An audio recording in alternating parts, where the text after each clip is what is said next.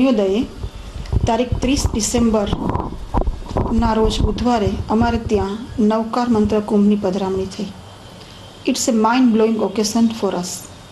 The effect of Navkar mantra jaap is indebatable, but still, for scientific research purpose, પરમ પૂજ્ય શ્રી લબ્ધિસાગર મહારાજ સાહેબની નિશ્રામાં Asiatic society for અકલ્ટ સાયન્સીસના પ્રણેતા doctor બહાદુર સાહેબ, તેમના મંત્રી ડૉક્ટર બલદાણિયા તથા એરોમા ક્લબના સ્થાપક પ્રમુખ આર્કિટેક્ટ શ્રી વિનીતાબેન જોશી દ્વારા અમારે ત્યાં કુંભની પધરામણી પહેલાં પોઝિટિવ અને નેગેટિવ ઉર્જાનું અવલોકન થયેલ. કુંભના દિવસે પણ બપોર પછી મશીનો દ્વારા આ ઉર્જાનું નિર્દેશન થયું અને કુંભની વિદાય બાદ પણ ઉર્જા મેઝર થઈ.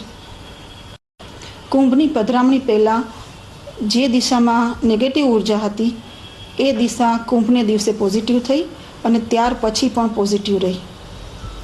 મલેશિયાથી આવેલ મારા બેન બનેવી તેમજ તેમની 9 વર્ષની ટ્વિન ડોટરને પણ આ પ્રસંગે અકલ્પ્ય અનુભૂતિ થઈ.